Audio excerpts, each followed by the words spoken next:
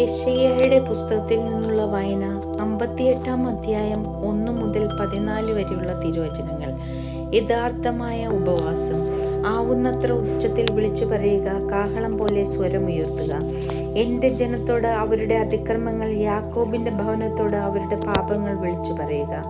നീതി പ്രവർത്തിക്കുകയും തങ്ങളുടെ ദൈവത്തിൻ്റെ കൽപ്പനകൾ ലംഘിക്കാതിരിക്കുകയും ചെയ്യുന്ന ഒരു ജനതയെന്നോണം അവർ ദിവസേന എന്നെ അന്വേഷിക്കുകയും എൻ്റെ മാർഗങ്ങൾ തേടുന്നതിൽ സന്തോഷിക്കുകയും ചെയ്യുന്നു.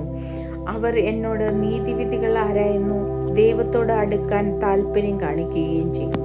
ഞാൻ എന്തിനു ഉപവസിച്ചു, അങ്ങ് കാണുന്നില്ലല്ലോ? ഞങ്ങൾ എന്തിനാ ഞങ്ങളെ തന്നെ എളിമപ്പെടുത്തി, അങ്ങ് അത് ശ്രദ്ധിക്കുന്നില്ലല്ലോ?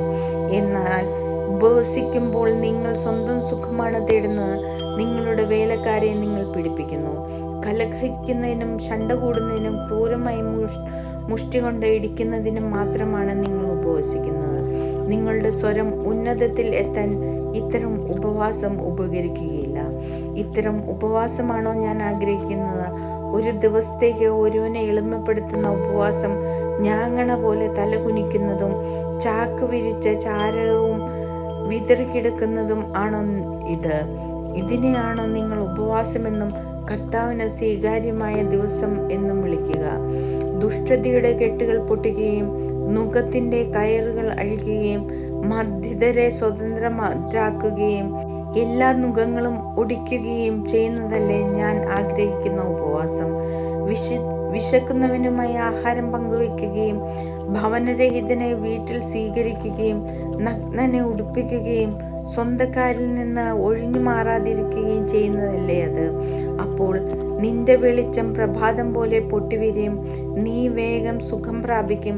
നിന്റെ നീതി നിന്റെ മുൻപിലും കർത്താവിൻ്റെ മഹത്വം നിന്റെ പിൻപിലും നിന്നെ സംരക്ഷിക്കും. നീ പ്രാർത്ഥിച്ചാൽ കർത്താവ് ഉത്തരമരുളും.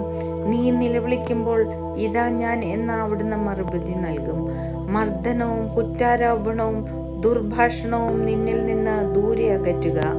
വിശക്കുന്നവർക്ക് ഉദാരമായി ഭക്ഷണം കൊടുക്കുകയും പീഡിതർക്ക് സംതൃപ്തി നൽകുകയും ചെയ്താൽ നിന്റെ പ്രകാശം അന്ധകാരത്തിൽ ഉദിക്കും, നിന്റെ ഇരുണ്ട വേളകൾ മധ്യാഹ്നം പോലെയാകും. കർത്താവ് നിന്നെ നിരന്തരം നയിക്കും, മരുഭൂമിയിലും നിനക്ക് സമൃദ്ധി നൽകും. നിന്റെ അസ്ഥികളെ ബലപ്പെടുത്തും, നനച്ചു വളർത്തിയ പൂന്തോട്ടവും വറ്റാത്ത നീരുറവയും പോലെയാകും നീ. നിന്റെ പുരാതന നാശനഷ്ടങ്ങൾ പുനരുദ്ധരിക്കപ്പെടും, അനേകം തലമുറകളുടെ അടിസ്ഥാനം നീ പണിതുയർത്തും. പൊളിഞ്ഞ മതിലുകൾ പുനരുദ്ധരിക്കുന്നവനെന്നും ഭവനങ്ങൾക്ക് കേടുപോക്കുന്നവനെന്നും നീ വിളിക്കപ്പെടും. ശാപത്തിനെ ചവിട്ടി മെതിക്കുന്നതിൽ നിന്നും എൻ്റെ വിശുദ്ധ ദിവസത്തിൽ നിന്റെ ഇഷ്ടം അനുവർത്തിക്കുന്നതിൽ നിന്നും നീ പിന്തിരിക്കുക.